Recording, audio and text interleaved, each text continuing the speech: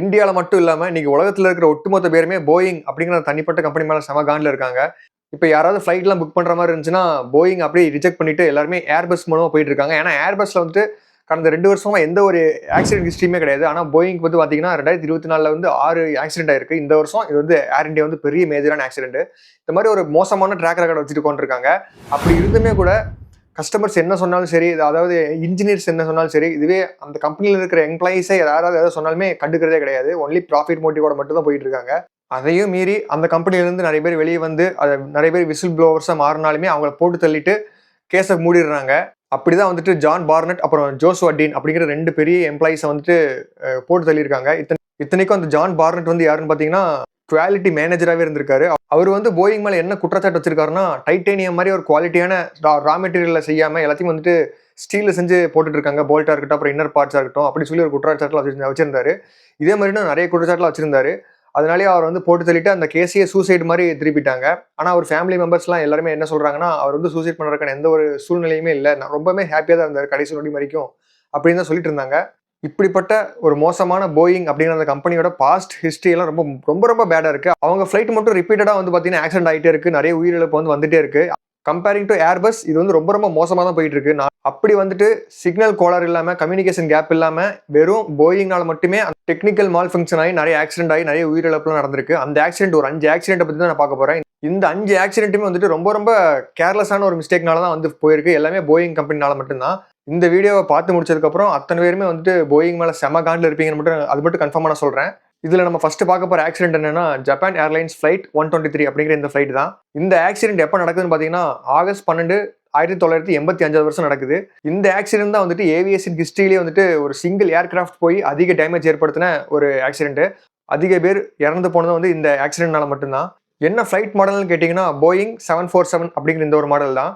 இந்த ஃபிளைட் வந்து ஜப்பானோட டோக்கியோல இருந்துட்டு ஒசாகாக்கு போயிட்டு இருக்கு. அப்படி போயிட்டு இருக்கும்போது கரெக்டா டேக் ஆஃப் ஆகி ஒரு 12 நிமிஷத்துலயே வந்துட்டு ஸ்ட்ரக்சரல் ஃபெயிலியர்ங்கிறாங்க.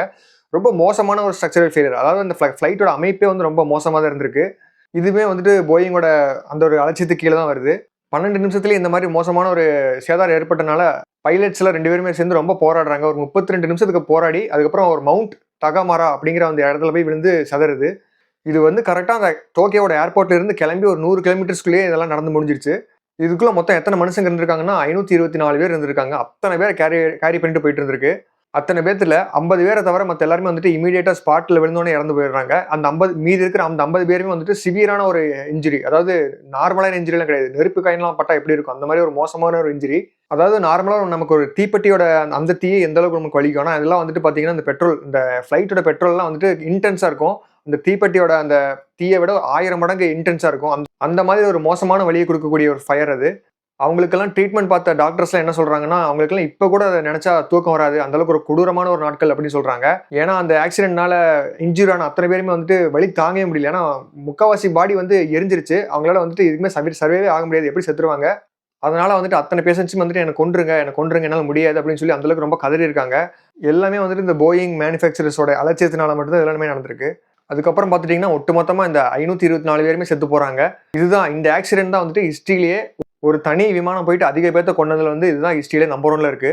அடுத்து நம்ம பார்க்க போற ஆக்சிடென்ட் ஆன ஃபிளைட் என்னன்னு பார்த்தீங்கன்னா, டிரான்ஸ் வேர்ல்ட் ஏர்லைன் ஃபிளைட் 800 அப்படிங்கிற இந்த ஃபிளைட் தான். இந்த ஆக்சிடென்ட் எப்ப நடக்குதுன்னா, ஜூலை 17, 1996ல தான் நடக்குது. இந்த ஃபிளைட் வந்து கரெக்டா John F Kennedy international airport அதாவது நியூயார்க்ல இருக்கு. அங்கிருந்து கிளம்பி கரெக்டா இட்டாலிக்கு போறதுக்காக கிளம்பிட்டு இருக்கு. அப்படி போயிட்டு இருக்கும்போது கரெக்டா 12 நிமிஷத்துல வந்துட்டு இன்ஜின் கோளாறாகி வெடிச்சு சிதறிடுது. அப்படி வெடிச்சு சதறின ஃபிளைட் எங்க விழுகுதுன்னு பார்த்தீங்கன்னா, அட்லாண்டிக் ஓஷன்ல தான் விழுகுது. சும்மா 230 பேர் செத்து போறாங்க. ஸ்பாட் அவுட் யாருமே வந்துட்டு பொழைக்க கூட கிடையாது. இந்த ஆக்சிடென்ட் தான் வந்துட்டு யுஎஸோட ஹிஸ்டரியிலேயே 3rd ஹையஸ்ட் டெட்லியஸ்டான ஒரு ஆக்சிடென்ட்னு சொல்றாங்க. இந்த ஆக்சிடென்ட் எதனால நடந்திருக்குன்னா, போயிங் 747 அப்படிங்கிற இந்த மாடல்ல வந்துட்டு அந்த ஃபியூயல் டேங்க்ல வந்து கசிவு ஏற்பட்டிருக்கு. அப்படி கசிவு ஏற்பட்டது மட்டும் இல்லாம, இன்னொரு பெரிய பிரச்சனையா ஷார்ட் சர்க்யூட் வந்திருக்கு. அந்த ஷார்ட் சர்க்யூட்னால தான் வந்துட்டு ஃபயர் கிரியேட் ஆகி இது வந்து வெடிச்சு சதறி இருக்கு.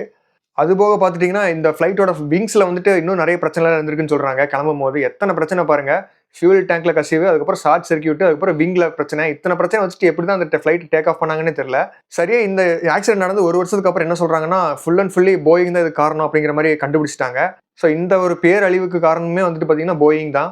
அடுத்ததான் நம்ம பார்க்க போற ஆக்சிடென்ட் என்னன்னு பார்த்தீங்கன்னா, சைனா ஏர்லைன்ஸ் ஃபிளைட் 611 அப்படிங்கிற இந்த ஃபிளைட் தான். இந்த ஆக்சிடென்ட் வந்து கரெக்டாக எப்போ நடக்குதுன்னா 25 மே 2002 அந்த வருஷம் தான் நடக்குது. இதுவுமே வந்துட்டு 747 மாடல் தான். இந்த ஃப்ளைட்ல வந்து கிட்டத்தட்ட 225 பேர் பேசஞ்சர்ஸ், க்ரூ மெம்பர்ஸ் அப்புறம் பைலட்ஸ் எல்லாத்தையும் சேர்த்து 225 பேர் போயிட்டு இருக்காங்க. எங்கன்னு பார்த்தீங்கன்னா டாய்வான்ல இருந்து ஹாங்காங் போயிட்டு இருக்கிற இந்த ஃப்ளைட் வந்து கிட்டத்தட்ட ஒரு 20 நிமிஷத்துக்கு அப்புறம் வந்துட்டு பிளாஸ்ட் ஆகி வெடிச்சு சதறுது.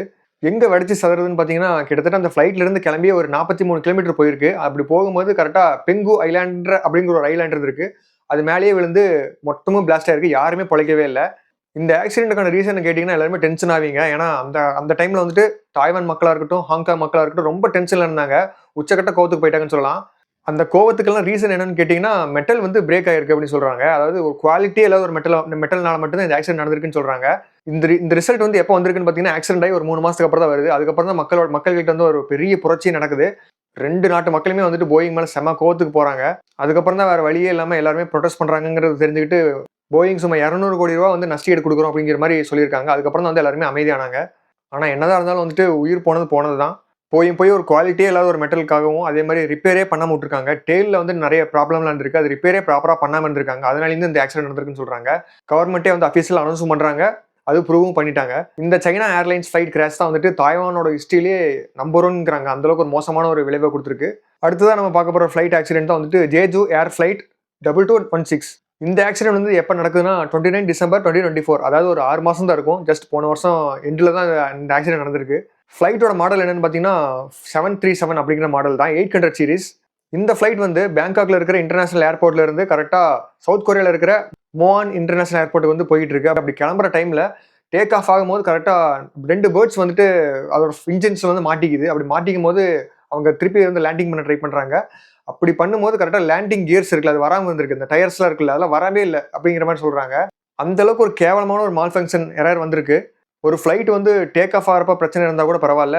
ஆனா வந்துட்டு சேஃப்டிக்கு லேண்டிங் கூட பண்ண முடியல அப்படிங்கும்போது வந்துட்டு போயிங் மேல சரியான கோவத்துக்கு போறாங்க சவுத் கொரியன் கவர்மெண்ட். ஏன்னா அந்த இன்சிடென்ட்ல வந்துட்டு இறந்து போன முக்காவாசி பேர் வந்து சவுத் கொரியன்ஸ் தான். ஒரு சேஃப்டிக்கு லேண்டிங் பண்ணும்போது அந்த லேண்டிங் கியர்ஸ் கூட ஒர்க் ஆகாதது வந்து இதுதான் ஃபர்ஸ்ட் டைம்ங்கிறாங்க ஹிஸ்டரியிலேயே. இதுதான் அதுக்கப்புறம் இதுதான் லாஸ்ட் டைம்னு சொல்றாங்க. லேண்டிங் கியர்ஸ் கூட ஒழுங்கா வேலை செய்யலன்னா, அப்ப எந்த அளவுக்கு எந்த லட்சணத்துல வந்து போயிங் வந்து வேலை பார்த்திருப்பாங்கன்னு பாருங்க. ரொம்ப ரொம்ப மோசமான ஒரு ஆக்சிடென்ட் இது. ஏன்னா அதுக்கப்புறம் இந்த ஃப்ளைட் கீழ விழுந்ததுக்கு அப்புறம் கான்கிரீட்ல போய் இடிச்சு சிதறுது. அப்படி சிதறினதுல வந்து 175 பேர் செத்து போறாங்க. எத்தனை பேர் உயிர் பொழைச்சிருக்காங்கன்னு பார்த்தீங்கன்னா 2 க்ரூ மெம்பர்ஸ் மட்டும் தான் தப்பிச்சிருக்காங்க. அவங்களுமே வந்துட்டு பின்னாடி ரோல இருந்தனால ஈஸியா தப்பிச்சு வந்திருக்காங்க. இருந்தாலுமே கொஞ்சம் இன்ஜுரிஸ் வந்து அவங்களுக்கும் இருந்திருக்கு. இந்த இன்சிடென்ட் நடந்ததுக்கு அப்புறம் கரெக்ட்டா ஒரு 4 நாள் கழிச்சு தான் அனௌன்ஸ் பண்றாங்க ப்ராப்பரா. 2 இன்ஜின்லயுமே வந்துட்டு பஞ்ச் ஆஃப் அதாவது நெறைய பறவைகள வந்து அடைச்சிருந்திருக்கு. அதனால தான் வந்துட்டு இந்த ஆக்சிடென்ட் நடந்திருக்கு. அப்படிங்கிற மாரி கண்டுபிடிச்சிருக்காங்க. அதே மாரி அது ஒரு ரீசன். அதே மாரி அப்புறம் இந்த சேஃப்டி கியர்ஸ் அது வந்து வேலை செய்யவே இல்ல. அது அப்புறம் வந்து லேண்டிங் கியர்ஸ் அதுவும் வேலை செய்யல. இத்தன பிரச்சனை இருந்திருக்கு போயிங்கோட ஃப்ளைட்ல. இந்த மாரி விஷயம்லாம் கேட்கும்போது நெறைய பேர் வந்து போயிங் ஃப்ளைட்ல போறதுக்கு பயப்படுவீங்கன்னு நெனைக்கிறேன். அது அந்த பயத்துல வந்து நியாயமும் இருக்குங்கிறது தான் உண்மையான விஷயம். அடுத்ததா நம்ம பார்க்க போற ஃப்ளைட் ஆக்சிடென்ட் என்னன்னா லயன் ஏர் ஃப்ளைட் 610 அப்படிங்கிற இந்த ஃப்ளைட்டோட ஆக்சிடென்ட் தான். இந்த ஆக்சிடென்ட் எப்ப நடக்குதுன்னா 29 அக்டோபர் 2018. அதாவது ஒரு 7 வருஷத்துக்கு முன்னாடி நடந்திருக்கு. ரொம்ப ரொம்ப பெரிய ஆக்சிடென்ட்டா அந்த காலகட்டத்துல இருந்து பேசுனாங்க. ஏன்னு பார்த்தீங்கன்னா, இந்த ஃப்ளைட்டோட மாடல் வந்து போயிங் 737 மேக்ஸ் அப்படிங்கிற இந்த மாடல்னால தான் இது வந்து ரொம்ப ரொம்ப பெருசா பேசுனாங்க. ஏன்னா மேக்ஸ்ங்கிற அந்த டெர்ம் என்னன்னு பார்த்தீங்கன்னா, சுப்ரீம் பிரீமியம் குவாலிட்டி இருக்கிற ஒரு டெர்ம் தான் அந்த டெர்மு. இப்ப எப்படி ஐஃபோனுக்கு வந்து ஐஃபோன் மேக்ஸ் இருக்கு. அதே மாரி சாம்சங் வந்து சாம்சங் அல்ட்ரா இருக்கு. அந்த மாரி டெர்ம் யூஸ் பண்றாங்கல்ல. அதே மாரி தான் இதுக்கு வந்துட்டு 737 மேக்ஸ் அப்படிங்கிற அந்த டெர்ம். எல்லாமே வந்துட்டு சுப்பீரியரா இருக்கணும் அப்படிங்கிறத வந்துட்டு இந்த டெர்ம் வந்து வச்சிருக்காங்க. இந்த ஃப்ளைட் வந்து எக்ஸாக்ட்டா டாங்கராங் அப்படிங்கிற இந்தோனேசியால இருக்கிற ஒரு ஸ்டேட்ல இருந்துட்டு இன்னொரு ஸ்டேட்டான பினாங் அப்படிங்கிற இந்தோனேசியன் ஸ்டேட்டுக்கு வந்து போகுது. அப்படி போயிட்டு இருக்கும்போது வெறும் 13 நிமிஷத்துல வந்துட்டு ஜாவா சீல வந்து கிராஷ் ஆகி விழுகுது. அப்படி விழுந்து சிதறினதுல ஒட்டுமொத்த பேருமே இறந்துட்டாங்க. யாருமே பொழைக்கவே இல்ல. இதுக்கும் மேல வந்துட்டு ஹல் லாஸே ஆயிடுச்சுன்னு சொல்றாங்க. ஹல் லாஸ் அப்படிங்கிறது வந்து இந்த டெர்ம் எதுக்கு யூஸ் பண்ணுவாங்கன்னா, ஃப்ளைட்ட வந்து இனிமே இந்த ஃப்ளைட் வந்து ஒண்ணுமே பண்ண முடியாது. அதாவது ரிப்பேர் கூட பண்ண முடியாது அப்படிங்கிற லெவலுக்கு வந்து மொத்தமா டெஸ்ட்ராய்ட் ஆயிடுச்சு அப்படிங்கிற டெர்ம் தான் வந்து ஹல் லாஸ் அப்படின்னு சொல்லுவாங்க. இந்த ஆக்சிடென்ட் வந்து எதனால ஆச்சு அப்படின்னு சொல்லி இன்வெஸ்டிகேஷன்லாம் போகுது. அப்படி போயிட்டு இருக்கும்போது கடைசியா அதுல என்ன கண்டுபிடிக்கிறாங்கன்னா, போயிங் டெவலப் பண்ண ஒரு சிஸ்டமே வந்துட்டு வேலை செய்யாம போயிருக்கு. அதாவது என்ன சிஸ்டம்னா மேனுவரிங் கேரக்டரிஸ்டிக்ஸ் ஆக்மெண்டேஷன் சிஸ்டம். அதாவது MCAS அப்படின்னு சொல்லுவாங்க. இந்த MCAS அப்படிங்கிற சாஃப்ட்வேர் எதுக்கு யூஸ் ஆகுதுன்னா, ஃப்ளைட் வந்து ஸ்டெபிலைட் பண்றதுக்கு யூஸ் ஆகுது. அதாவது இப்போ ஒரு ஃப்ளைட் வந்து பறந்துட்டு இருக்கும்போது அதோட நோஸ் பகுதி இருக்குல்ல, முகப்பகுதி அது வந்து மேல தூக்கி இருந்துச்சுன்னா அது வந்து ஸ்டெபிலைஸ் பண்ணிரும். அதுக்கு தான் இது யூஸ் ஆகுது. ஆனா இந்த ஃப்ளைட்டோட விஷயத்துல வந்துட்டு அது வந்து வேலையே செய்யலன்னு சொல்றாங்க. இதை விட உச்சக்கட்டம் என்னன்னா, போயிங் வந்து அந்த 2 பைலட்டுக்குமே வந்துட்டு இப்படி ஒரு சிஸ்டம் இருக்குங்கிறதே வந்து சொல்லாம இருந்திருக்காங்க. அது வந்து எக்ஸ்பிளைனும் பண்ணாம இருந்திருக்காங்க. அதனால வந்துட்டு அது யூஸ் பண்ண முடியாம போயிடுச்சுன்னு சொல்றாங்க.